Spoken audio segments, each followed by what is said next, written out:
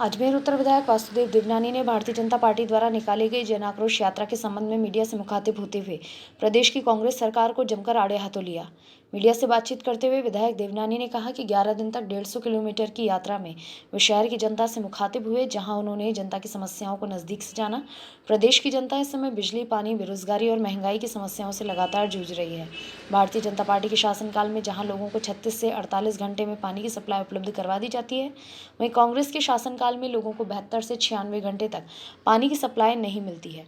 कम pressure के साथ गंदा पानी लोगों तक पहुंच रहा है, जिसकी वजह से लोगों में बेहद नाराजगी है। शहर की सड़कें बदहाल पड़ी हैं। युवाओं में पेपर लीक होने की वजह से रोजगार को लेकर चिंता और आक्रोश बना हुआ है।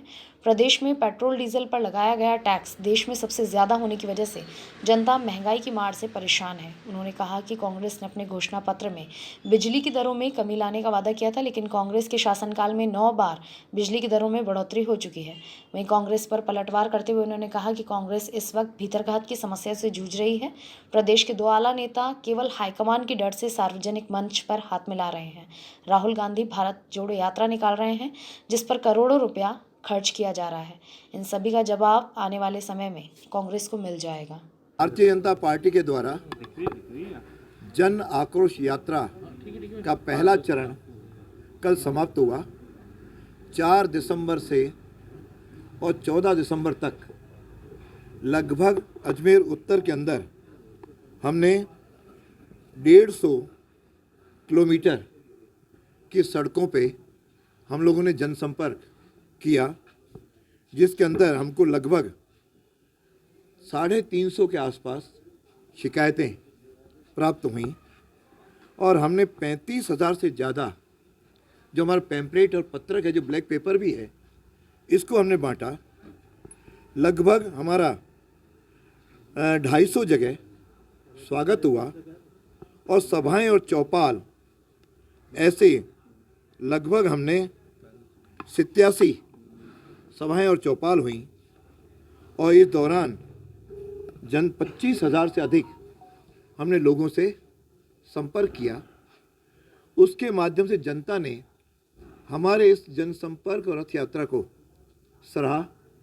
तो हमेशा तो राजनेता या पॉलिटिकल पार्टी के लोग चुनाव में वोट मांगने के लिए ही आते हैं। इस समय कोई इलेक्शन अभी दूर है, 1 साल, लेकिन पहले ही आकर के हमारी समस्याओं को सुनने और जानने के लिए जो भाजपा और भाजपा के प्रतिनिधियों ने प्रयत्न किया है, उसका उन्होंने मुक्त कंठ के साथ स्वागत किया। और साथ के अंदर हमारे उन्होंने सराहना के साथ उसमें व्यापारी संगठन भी थे, NGOs भी थे और साथ में विकास समितियां भी थीं, जिन्होंने ये यात्रा में पुष्प वर्षा से रथ की सराहना की। और लगभग इसमें सारे कार्यकर्ता जुटे। दूसरे चरण के अंदर हम घर घर बूथ स्तर पर इसी अभियान को 31 तारीख तक जारी रखने वाले हैं, जिसके अंतर्गत जो जन छूट गया उसको भी हम संपर्क करके इनसे करें। मुख्य जो बातें आई समस्याओं के रूप में, उससे पहली समस्या तो पेयजल को लेकर के आई, जिसमें भी 3 प्रकार की थी। पेयजल की समय पर आपूर्ति न होना, दूसरा गंदा पानी आना और तीसरा पानी कम आना। इन तीनों के लिए लोग काफ़ी परेशान हैं।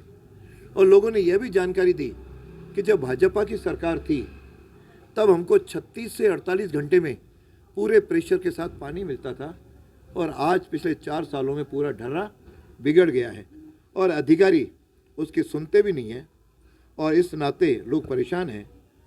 दूसरा जो आया कि कई जगह पाइपलाइन डालने के बाद, मतलब नई पाइपलाइन हम लोग ले आए, लेकिन डालने के बाद उन्होंने उसको रिपेयर नहीं किया। पर्टिकुलर वार्ड 75 में UIT कॉलोनी में इस प्रकार का आक्रोश हमको दिखा। तीसरा दिखा सीवरेज डालने में के बाद उन्होंने उसको घटिया सामग्री से उन्होंने उसको पूरा किया है। पट्टे नहीं बन रहे हैं और सड़कों के बेहाल हैं। सड़कों पे हालांकि विधायक कोष से और बाकी कुछ प्रयासों से कुछ सड़कें ज़रूर बनी हैं, लेकिन लोगों की अपेक्षा अभी भी कई सड़कें खराब हैं, जिसके आधार पे हमने इसको बढ़ाया। और दूसरा सबसे बड़ा आक्रोश बिजली की दर से था। लोगों को ये आश्वासन दिया गया था कि बिजली की दरें नहीं बढ़ाएंगे, लेकिन पिछले 4 सालों में 9 बार बिजली की दरें बढ़ी हैं। उससे लोगों में बहुत नाराज़ थी। और साथ के अंदर कुछ हमको नवयुवक भी मिले जो बेरोज़गार हैं, उनको न तो बेरोज़गारी भत्ता मिल रहा है और न साथ में उनको किसी प्रकार का पेपर जो हुए हैं उसमें जो लीक हुए उसके अनुरूप में भी उनका आक्रोश है कि लाखों बच्चे ऐसे हैं जिनके किया। जब हम गांव में गए, गांव में तो सफाई, रोड लाइट और साथ में उनके जो कॉलोनियाँ फैसा का रोड पे, उसमें भी इस प्रकार की सड़कों इत्यादि की हमको समस्याएं मिली, जिसके आधार पर हम लोगों ने बताया कानून नाम की व्यवस्था उनको मिली नहीं है। क्योंकि आज जिस प्रकार से जगह जगह खुलेआम गोलियां चल रही हैं और कोई सरकार नाम की चीज़ नहीं है, और पानी के लिए भी लोगों का जो आक्रोश था उसमें उन्होंने कहा कि हम लोग प्रयत्न तो कर रहे हैं, अपनी शिकायतें भी दर्ज करा रहे हैं, लेकिन अधिकारी किसी की सुनते नहीं है। तो जो राजस्थान का ढर्रा जो लोगों के द्वारा भी सुनाई मिला और हमने भी उनको बताया कि आज मुख्यमंत्री की बात मंत्री नहीं सुन रहे हैं, आपस में झगड़ रहे हैं, मंत्री की बात सेक्रेटरी नहीं सुन रहे हैं, सेक्रेटरी की बात कोई अधिकारी नहीं सुन रहा है। इससे लोगों में आक्रोश है। साथ में पेट्रोल डीजल की जो वेट बढ़ा रखा है उससे भी लोग त्रस्त हैं। कहा जब महंगाई की बात आती है तो महंगाई में क्लियर कट उसके जिम्मेदार बिजली की दर और वेट की दरें हैं, जबकि केंद्र सरकार तो बराबर उनको पेट्रोल डीजल एक ही दाम पे सारे राज्यों को देती है। फिर जब उत्तर प्रदेश, मध्य प्रदेश, गुजरात, हरियाणा, पंजाब इसमें सस्ता मिल सकता है तो राजस्थान में सस्ता क्यों नहीं, इस प्रकार के लोगों के द्वारा उत्तर आए। और विशेष रूप से अजमेर के अंदर लोगों ने 2 और बिंदु बताए। अधिकारियों के व्यवहार से भी लोग त्रस्त हैं, जो मुख्य रूप से एडी और निगम के जो अधिकारी वर्ग हैं उससे लोग परेशान हैं। इस प्रकार का स्थिति यह है कि लोगों को पट्टे नहीं मिल रहे हैं, कनेक्शन नहीं हो रहे हैं, शासन नाम की कोई चीज़ दिखाई नहीं दे रही है और हर जगह भ्रष्टाचार, पैसे लेने के अलावा कोई काम लोगों के उसके बिना हो नहीं रहे। अतः लोगों में धारणा है कि हम इस सरकार को तुरंत बदलें। कुछ जगह निगम के सफाई वगैरह की भी कुछ बातें आई, लेकिन उसमें अधिकतर लोगों का इन छोटी छोटी बातों में लगा। लेकिन देश हित में मोदी जी की योजनाओं को भी उन्होंने सराहा कि मोदी जी ने शौचालय भी दिए, लोगों ने साथ में गैस कनेक्शन भी दिए और मोदी जी ने देश का नाम भी रोशन किया। इस प्रकार की भी चर्चाएं और एक मजबूत नेतृत्व सामने खड़ा हो, इसका लोगों ने समर्थन किया।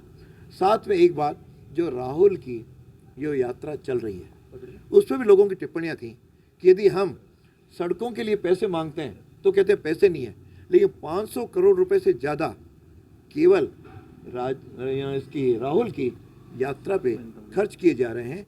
इस प्रकार केवल अपनी कुर्सी बचाने के लिए ये सारा मामला हो रहा है। वो कुर्सी से चिपके रहना चाहते हैं, तो लोग तो इस इंतज़ार में हैं कि कब मौका मिले ताकि इस सरकार से हम लोग निजात दिलाएं।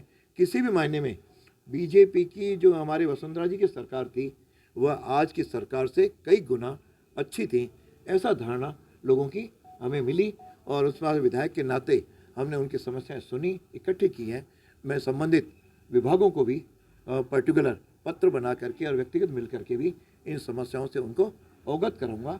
और जो बक्सों में हमने इनके डलवाएं, ये सारे बक्से पूरे 200 विधानसभाओं के हम ले जा करके गहलोत साहब को देने वाले हैं, जिसके आधार पे सरकार चेते तो बहुत बढ़िया, नहीं चेते तो इसको हवाला करेंगे। और एक मुद्दा और आया जो जनता में इस समय ताज़ा था कि इस समय गुजरात ने राजस्थान मॉडल को नकार दिया है कि अशोक गहलोत वहाँ के प्रभारी थे और रघु शर्मा सह प्रभारी एक तरह से प्रभारी थे। वहाँ पे उन्होंने कहा हम राजस्थान के मॉडल को लाएंगे, लेकिन वहाँ पे बुरी तरह नकार दिया। तो जनता अब राजस्थान में भी गुजरात के इतिहास को दोहराने का मानस बना रही है।